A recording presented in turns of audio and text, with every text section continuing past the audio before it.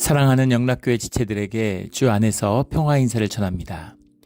오늘은 2024년 3월 1일 금요일입니다. 오늘의 묵상 본문은 창세기 18장 1절로 33절까지의 말씀입니다. 오늘 본문 말씀 18장 1절부터의 말씀은 이렇게 시작합니다. 여호와께서 마물에 상수리 나무들이 있는 곳에서 아브라함에게 나타나시니라. 여호와께서 나타나시니라. 이렇게 말씀이 시작하고 있습니다. 주님의 임재인데 무슨 환상도 아니고 또 무슨 기도 가운데 보는 것도 아니고 꿈도 아니고 실제 성육을 하셔서 몸을 입고 오셨다는 거예요. 그래서 주님이 오시는데 날이 뜨거울 때 그가 장막문에 앉아 있다가 눈을 들어본 즉 사람 셋이 맞은편에 서 있는지라. 그러니까 사람 셋이 분명한 사람의 형상을 한 사람 셋이 서 있었다는 겁니다. 그가 그들을 보자 장막문에 달려가서 영접하며 몸을 땅에 굽혀 이르되 내 주여 내가 주께 은혜를 입었사오면 원하건대 종을 떠나 지나가지 마시옵고 이렇게 얘기했다는 거죠. 사람 셋이 왔는데 달려가 영접하며 몸을 땅에 굽혀 이르되 사람 셋이 왔는데 여호와 주님이 한 분 계시고 또 그를 수종하는 천사들이 함께 왔다. 그렇게 보통 이야기를 합니다. 여기서도 분명히 알 수 있는 것은 하나님은 영이시고 초월이시지만 동시에 성육하셔서 우리 가운데 당신을 드러내실 수 있다, 계시할 수 있다라는 분명한 성경적인 증거죠. 그래서 우리가 이제 그리스도의 모습을 보는 것입니다. 우리에게 찾아오신 아브라함을 만난 예수님이 모세와 아브라함을 만났다고 하시니까 네가 도대체 나이가 몇인데 모세와 아브라함을 만나느냐 이러고 바리새인들이 발끈하죠. 그 의미가 뭐겠어요? 아브라함이 만난 하나님, 모세가 만난 하나님이 예수 그리스도셨다라는 거죠. 그 의미는 뭐겠습니까? 한 분 하나님이다. 하나님과 예수 그리스도와 성령님은 한 분이시다라는 사실을 보게 되는 거죠.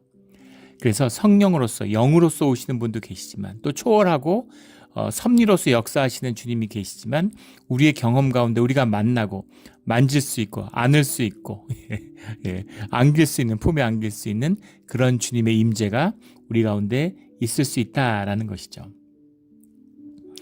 그래서 또 이 사람 셋이 셋 다 천사다 이렇게 주장하는 사람들이 있는데 여호와께서 나타나시니라 하고 분명히 말씀하셨는데 여호와가 아니라고 얘기하면 어떡하겠어요. 또 이제 이런 내 주여라고 부르기 때문에 하나님을 알아봤다. 어떻게 그 하나님을 알아봤을까? 이제 그런 거에 대한 여러 이제 논란이 있죠. 히브리서 13장 2절에 보면 부지 중에 천사를 대접한 이가 있었다. 이런 말이 나옵니다. 대접한 이가 누군지는 얘기하지 않지만 아브라함이죠.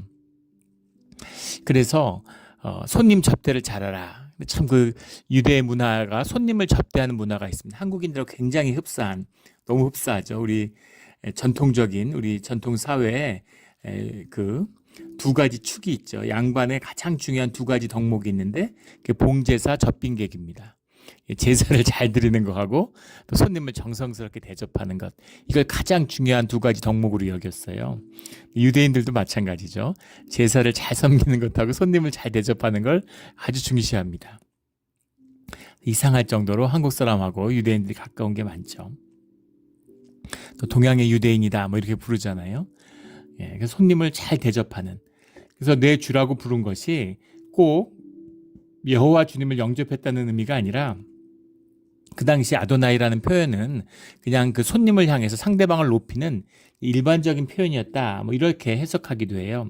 그러나 아무리 손님을 잘 영접하고 잘 대접한다고 해서 장막문에서 달려나가서 영접하여 몸을 땅에 굽혀 누군지도 모르는데 그렇게 하진 않겠죠. 아마 그렇게 손님을 접대하진 않을 겁니다. 물론 손님을 접대하고 손님을 잘 대접하려고 하는 마음이 있기 때문에 다가오는 손님을 보고 환영하는 마음으로 다가갔겠지만 다가가서는 은혜를 입었사오면 원하건대 종을 떠나 지나가지 마시옵고라는 것은 여호와의 임재를 알아봤다는 거죠. 이 의미를 어떻게 이해해야 될까요? 주님께서 아브라함의 눈을 열어주시고 아브라함이 주님을 영접할 수 있도록 아브라함과 직접 만나서 페이스 투 페이스로 아브라함을 만나서 아브라함과 교제하는 그런 주님의 모습. 이것은 에덴 동산에 있었던 모습이죠.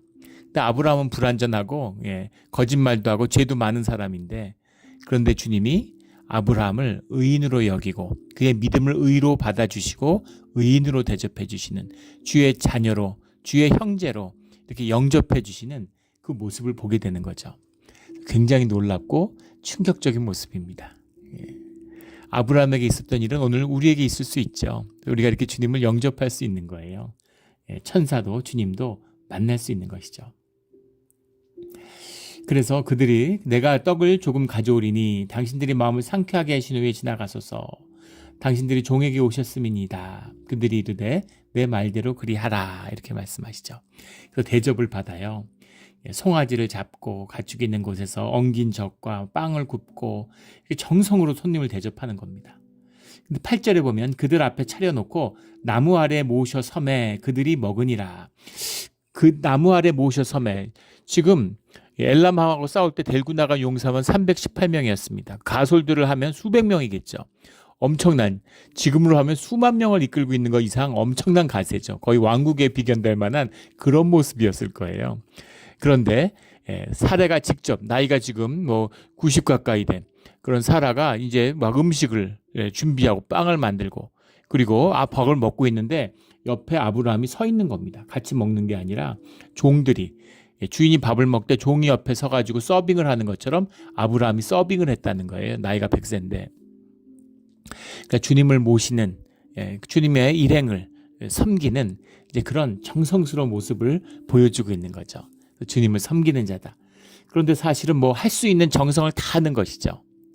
이게 무슨 대수겠습니까? 무슨 엉긴 젖을 갖고 오고 송아지 잡고 이런 것이. 하지만 사람이 할 수 있는 최대한의 정성을 다하는데 그 정성 가운데 담겨있는 그 마음의 소중함을 받으시는 거죠. 그러면 그들이 먹으니라. 또 어떤 주석 이런 데 보면 천사하고 하나님이, 무슨 여호와 하나님이 뭘 먹었겠느냐, 먹는 신육만 했지. 근데 드셨을 겁니다. 왜냐하면 예수님이 부활하신 다음에 성체를 입으신 뒤에도 제자들과 함께 심지어 생선을 직접 구워주세요. 떡을 구워주시고 제자들과 함께 먹던 그것을 그대로, 그것을 같이 드시는 겁니다. 이미 육신을 넘어서 성체를 입으셨는데 그 육신 그대로 천국으로 가시는, 부활 승천하시는 주님이신데 떡을 왜 먹고 생선을 왜 먹었을까? 이 코이노니아의 의미죠. 삶을 나누는 것입니다. 함께 음식을 나눠요. 이 모습을 보면 천국에 가면 우리가 이제 성체를 받으니까 음식을 먹지 않을 거야. 그럴까요? 음식을 먹겠죠. 잔치를 할 겁니다. 그런 모습들을 충분히 상상해 볼 수 있겠죠. 근데 배가 줄이고 막 고파가지고 허겁지겁 먹고 그런 것은 아니겠죠. 또 음식을 먹어야 힘을 내는 그런 것은 아닐 겁니다. 그러나 함께 음식을 먹는다라고 하는 그 삶의 의미, 잔치의 의미, 그것이 단순한 어떤 신학적인 표상이나 교리적인 의미가 아니라 우리의 삶의 실제라는 거죠. 그래서 그것이 나누어질 때 삶이 나누어진다는 겁니다. 그렇잖아요. 처음에 소개받아서 사람을 소개팅해서 사귄다고 한번 생각해 보십시오. 처음에는 차 마시고 이러다가 나중에 음식 먹고 처음에는 형식적으로 처음엔 경양식집 이런 데 갔다가 나중에는 순댓국 먹고 이러는 거잖아요. 이런 식으로 음식을 나누어 주는 만큼, 심지어 국가와 국가가 교제를 해도, 닉슨이 72년인가에 중국을 방문하고 핑퐁 외교라고 그러죠. 그 탁구팀의 교류전을 계기로 해서 중국과 교섭을 하면서 냉전시대 때 중국과 수교를 하죠. 그때 닉슨이 방문했을 때 그 차리는 음식이 108가지였다, 음식의 종류가. 그래서 그것을 그대로 재현한 음식을 지금 중국에서 무슨 음식점에서, 상하이 한 음식점에서 판다, 이런 외신도 본 적이 있습니다. 중국에서 준비할 수 있는 전통적인 요리의 최고의 정수를 이제 보여주는 거죠. 근데 음식을 얼마나 먹는다고 두 사람이 앉아서 음식을 얼마나 먹겠어요. 그런데 같이 무엇을 먹었느냐가 두 사람의 관계, 심지어 두 나라의 관계를 상징하고 있는 거죠. 이것이 이제 음식의 의미고 또 코이노니아에 담긴 깊은 뜻입니다. 음식을 같이 먹는 거예요. 아브라함에게 이르되 내 아내 사라가 어디 있느냐. 사라도 한번 보고 싶으신 거죠. 그러니까 내 아내 사라에 대해서 처음 봤는데 제 와이프가 있는데 이름은 사라, 이런 얘기 했겠습니까? 알고 계신 거죠. 다 알고 계신 겁니다. 그가 이르시되 내년 이맘때 내가 반드시 내게로 돌아오리니 내 안에 사라에게 아들이 있으리라. 이미 주셨던 약속인데 내가 내게 돌아오리라 라는 말씀의 의미가 뭐겠어요? 예, 그 약속의 실현이죠. 예, 또 찾아온다 이런 의미가 아니라 약속이 실현될 것이다. 말씀을 주셨는데 말씀이 실현되는 걸 내년에 너희가 보게 될 것이다. 이렇게 말씀하시는 거예요. 사라가 장막문에 서서 그것을 들었는데 사라가 나이가 많이 늙었고 사라에게서 여성의 생리가 끊어졌는지라. 생리가 끊어졌으면 그 애를 가질 수가 없는 거잖아요. 그래서 사라가 속으로 웃고 있을 때 내가 노쇠하였고 내 주인도 늙었으니 내게 무슨 즐거움이 있으리요. 그러니까 뭐 말이 되는 소리를 해야지 이러는 거죠. 여호와께서 아브라함에게 이르시되 사라가 왜 웃으며 이르기를 내가 늙었거늘 어떻게 아들을 낳으리요 하느냐. 여호와께 능하지 못한 일이 있겠느냐. 여호와께 능하지 못한 일이 있겠느냐. 못할 일이 능하지 못할 일이 뭐가. 말씀으로 천지를 창조하셨는데 그 애 잉태하고 애기 낳는 게 뭐 그렇게 이룰 수 없는 그런 일이면 한 30년 전에 20년 전에 아이를 주셨어야 되는 거 아닐까? 지금 100세인데 이제 한 20살은 돼야 되는 거 아닙니까? 그런데 때가 있는 것이죠. 믿음의 아들을 받아서 그 주님 안에서 믿음으로 아이를 키우게 되는 그 사건이 있어야 되는 것이죠. 그렇게 자라나는 겁니다. 믿음으로 믿음의 성취를 맛보면 믿음이 자라나요. 그 자라나는 믿음이 우리가 이 땅에서 삶을 사는 이유입니다. 편안하게 살고 안일하게 살고 호의호식하라고 보내신 게 아니죠. 우리가 고난을 통해서 삶의 역경을 딛고서 믿음의 사람이 되라고 이 땅에 보내셨습니다. 그 관점에서 본다면 고난의 삶이 축복의 삶인 것이죠. 그것은 물론 주님이 주시는 주님 안에서의 고난을 의미하는 거죠. 세상에서 무슨 생고생하라는 뜻이 아닙니다. 주님이 주시는 주님 안에서의 그 역경을 통해서 믿음의 사건을 통해서 믿음이 자라나는 것이죠. 여호와께 능하지 못한 일이 있겠느냐 이렇게 말씀하시는 거죠. 기한이 이를 때 내가 내게로 돌아오리니 사라에게 아들이 있으리라. 사라가 두려워서 부인하여 이르되 내가 웃지 아니하였나이다. 이르시되 아니라 내가 웃었느니라. 사라가 두려워서 다 아시니까 그래서 제가 안 웃었습니다. 너가 웃었다 이렇게 말씀하시죠. 그래서 그 웃음의 아들 이삭을 주시는 거죠. 그 사람들이 거기서 일어나서 16절 소돔으로 향하고 아브라함은 그들을 전송하러 함께 나가니라. 그래서 같이 배웅을 하는 거죠. 여호와께서 이르시되 내가 하려는 것을 아브라함에게 숨기겠느냐. 주님의 뜻을 말씀하세요. 19절에 내가 그로 그 자식과 권속에게 명하여 여호와의 도를 지켜 의와 공도를 행하게 하려고 그를 택하였나니 주님이 부르신 그 뜻을 분명히 밝히고 있습니다. 의라고 하는 건 뭐 체데크, 성경에 수없이 나오는 말이고 공도라고 해석을 했는데 어떨 땐 공이라고 하고 어떨 땐 심판이라고 하고 어떨 땐 재판이라고 하고 이렇게 해석을 하면 안 되겠죠. 미슈파트라고 하는 항상 체데크와 짝을 이루는 영어 성경에 보면 저지먼트 심판의 의미가 있는데 공의의 뜻이 들어있어요. 그 다음에 그 도라고 하는 것 데레크라고 하는 말이 많이 나오는 주님의 길 여호와의 길은 의의 길이고 또 공의의 길이죠. 그 길을 행하게 하시려고 그를 불렀다. 그것을 선포하고 또 아브라함을 통해서 그 사건들이 주님과 협력해서 이 땅에 이루어지기를 하나님의 나라가 이 땅에 통치가 임하기를 위해서 택하고 부르셨다라는 겁니다. 이 부르심은 우리에게도 마찬가지죠. 그래서 주님의 믿음의 사람들이 살아가는 곳 속에서 땅에 하늘의 공의가 이루어지는 겁니다. 눈물이 그쳐지고 억울한 사람이 없고 불의가 사라지는 그런 일들이 있어야 돼요. 기독교가 타락해서 크리스찬만 보호받고 무슨 크리스찬들만 잘 살고 그런 게 아니겠죠. 하나님의 공의가 세워지는 자리에 모든 피조물이 복을 받는 겁니다. 심지어 들짐승들도 자연도 나무도 물고기들도 다 복을 누리는 거예요. 이 깊은 비밀을 여호와의 형상이 주의 자녀가 나타나기를 피조물이 간절히 구하고 있다. 간절히 기다리고 있다라는 로마서의 말씀처럼 모든 피조물이 복을 받는 것입니다. 우리 복을 유통하는 주의 자녀가 되기를 주의 이름으로 축원합니다. 여호와께서 또 이르시되 소돔과 고모라에 대한 부르짖음이 크고 그 죄악이 심히 무거우니 내가 이제 내려가서 21절에 그 모든 행한 것이 과연 내게 들린 부르짖음과 같은지 그렇지 않은지 내가 보고 알려 하노라. 행한 것과 부르짖음이 같은지 그렇지 않은지 부르짖음이 크다. 부르짖음이라는 것은 핍박받는 자들, 당하는 자의 고통스러운 외침이죠. 살려달라는 부르짖음입니다. 그런데 그 부르짖음이라고 하는 그것을 주님이 들으셨기 때문에 주님의 공의의 심판을 내리려고 하시는 거죠. 그런데 행한 것을 몰라서, 거기서 무슨 일이 벌어지는 것을 몰라서 가서 보고 알려 하노라. 가보지 않으면 주님이 모르실까요? 천사를 보내도 되고 뭐 성령의 역사가 있을 수도 있고, 그게 아니시더라도 다 아시겠죠. 그걸 몰라서 직접 가서 보려고 하는 것이 아니라 주님이 찾아오신다는 것 자체가 돌이킬 수 있는, 주님 안에서 돌이킬 수 있는 마지막 기회를 주시는 거죠. 예수님이 이 땅에 오신 것과 같은 것입니다. 그리고 아브라함에게 오셨다는 것은 믿음의 섭리, 믿음이 자라나고 공의의 중보자가 되는 길을 알려주시기 위해서 찾아오신 것이죠. 그 역사가 어떻게 이루어져 가는지, 정말 골방에서 열방을 경영하는 일들이 어떻게 일어나는지를 아브라함에게 아리키고 가르치시는 그런 사건이다라고 볼 수 있겠습니다. 그 사람들이 거길 떠나 소돔으로 향하고 아브라함 여호와 앞에 그대로 섰더니 아브라함이 가까이 나아가 이르되 주께서 의인과 악인을 함께 멸하라 하시나이까. 그래서 아브라함이 주님을 만났으니까 주님의 식사하는 것을 옆에서 수종 들면서 주님과 함께 하니까 그 의가 차오르고 그 믿음이 차오르고, 뭐 더 말해 뭐 하겠습니까? 주님의 음성만 들어도 사람이 완전히 회복되죠. 이것이 임재의 비밀입니다.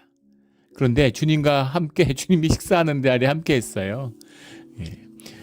우리의 성찬이 이런 아브라함의 회복기 역사가 우리에게 일어나는 통로가 되기를 주의 이름으로 축원합니다. 이 비밀이죠. 이 비밀입니다.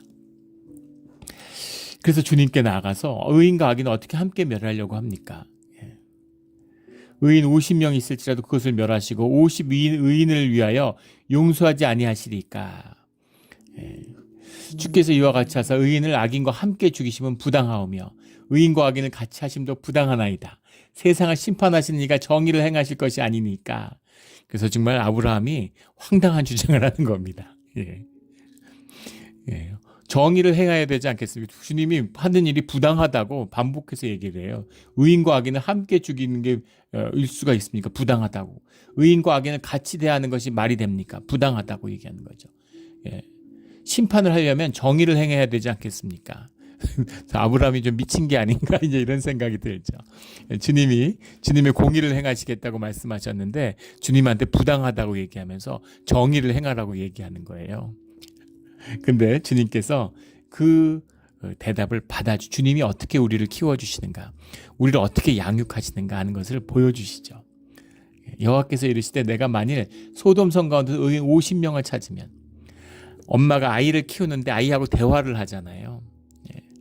아유 그랬어요 이러면서, 아유 우리 아가가 우리 왕자님이 이렇게 오늘 배가 고팠어요, 서운했어요 이러고 막 애기 이름으로 얘기하고, 또 본인이 본인 이름으로 얘기하고 수와 같이 막 이렇게 수화법을 그렇게 대화가 시작되는 거죠.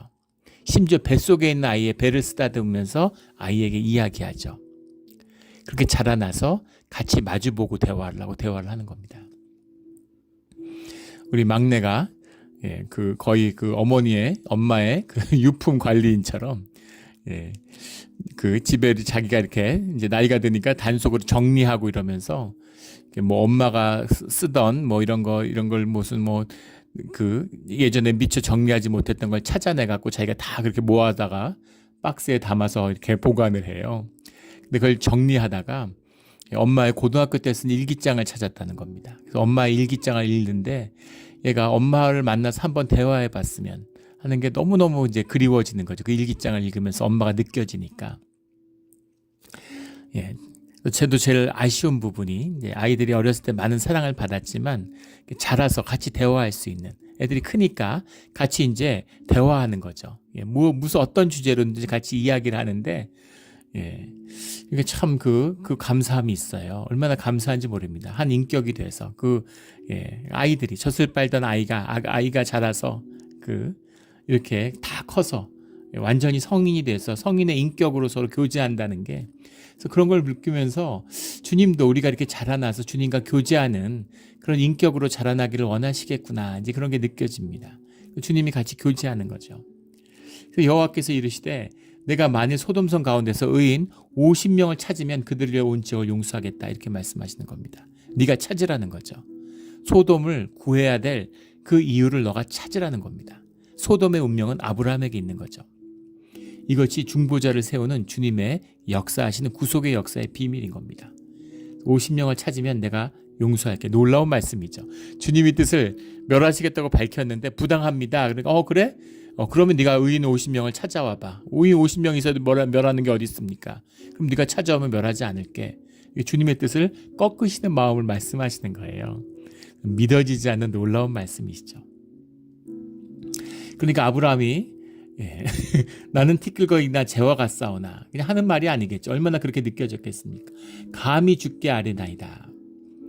우리가 사람인데 마당에 앉아서 개미하고 대화하는 것보다 더 큰 격차가 있죠. 그러나 주님이 우리의 경험, 우리의 언어 속에 오셔서 그 말도 안 되는 제한 속에서 주님을 제한시키셔서 주님을 낮추셔서 우리와 인격으로 마주서서 말씀하고 계시는 거예요. 그런데 50명이라고 얘기하니까 좀 쫄렸는지 5명이 부족하면 45명이면 40명이면 30명이면 20명이면 이렇게 되면 저 같으면 좀 짜증이 지금 뭐 하는 거냐 이렇게. 근데 주님이 그 과정을 즐기시는 것 같아요. 계속 얘기하시고 그래 그렇게 해줄게. 그렇게 해줄게. 그렇게 해줄게. 40명 오케이. 30명 오케이. 20명 오케이. 그래서 아브라함이 32절에 가면 주는 노하지 마옵소서. 자기가 생각해도 이거 좀 심하구나. 그런데 10명을 찾으시면 어찌하시겠습니까? 내가 10명으로 말미암아 면하지 않겠다. 이렇게 말씀하시죠. 여기 더 있어 5명까지 깎기는 그랬는지 10명에서 여기 10명이라는 건 이제 땅의 숫자의 충만함이죠. 여기서 유래가 돼서 10명이라고 하면 보통 이제 기도처의 시작이고, 그 120명이 되면 그 회당의 시작이죠. 그 마가의 다락방에 120명이 모인 건 우연이 아니죠. 그것이 교회의 시작임을 알리는 것입니다. 새로운 공동체의 시작임을 알리는 거죠. 마치 이제 2명이 있다는 건 이제 증인의 상징인 것처럼 10명이 있으면 어찌하겠습니까? 내가 10명, 10명으로 말미암아 면하지 아니하리라. 여호와께서 아브라함과 말씀을 마치시고 가시니 아브라함도 자기 것으로 돌아갔더라. 그래서 허들을 대폭 낮췄어요. 피할 수 없는 멸망인데 10명까지 낮췄지만 그 10명을 찾을 수 없는 거죠. 한 명도 찾을 수 없는 겁니다. 한 명도 찾을 수 없어요. 기본적으로 주님을 모르는데 어떻게 죄 가운데서 벗어날 수가 있습니까? 그게 죄의 본질인데. 그래서 의인을 찾을 수 없는 것이죠. 그러나 주님이 죄가 있다고 멸하려고 오시거나 또는 멸하시기 위해서 창조하신 건 아니잖아요. 우리를 구원하시고 구속하신 은혜를 베풀어 주시기 위해서 부르셨죠. 그래서 주님이 우리에게 여전히 기회를 주시는 겁니다. 그 구원의 길, 그 구속의 역사를 이루는 방법. 노아의 때처럼 벌을 줘도 되지 않고 그 가인의 때처럼 새로운 후손을 아담에게 허락하셔도 되지 않고 아담과 하와처럼 주님이 동산에 함께 살아도 되지 않는 이 죄의 문제를 주님이 해결하고 우리를 구원하시겠다라고 하는 그 구원의 역사가, 그 구원의 주님의 뜻이 우리가 성경 가운데 만나는 주님의 뜻이죠. 이 뜻을 받는 것입니다. 이 언약을 받는 것입니다. 이것을 믿고 주님의 구속의 은혜에 들어감으로 주님이 그것을 우리의 의로 여겨주신다는 것이죠. 이것이 우리가 이 세상에서 만나는 의인의 비밀이에요. 오직 의롭다함을 받은, 용서받은 죄인 우리입니다. 우리가 중보자로 주님의 구하시는 그 구속의 뜻을 세우는 그런 주의 사역자가 되는 것이죠. 우리 주님의 귀한 뜻을 받은 자로서 주님의 이 큰 은혜, 오늘 정말 말할 수 없이 놀라운 은혜죠. 믿어지지 않는 은혜입니다. 이 아브라함에게 베푸신 언약이 오늘 우리에게 있듯이 아브라함에게 베푼 은혜가, 주님의 임재가 왜 오늘 우리에게 없어야 되겠습니까? 있을 수 있는 것이죠. 아브라함처럼, 사도 바울처럼 간절히 원하면 주님을 만나게 되는 것이죠. 우리 주님을 만나는 주님에 대해서 알고 주님에 대해서 공부하는 자들이 아니라 살아계신 주님을 만나는 그런 우리의 믿음의 자리가 되기를 주의 이름으로 축원합니다. 아멘. 기도드리겠습니다. 하나님 아버지 감사합니다. 오늘 가슴이 뛰는 감격이 있습니다.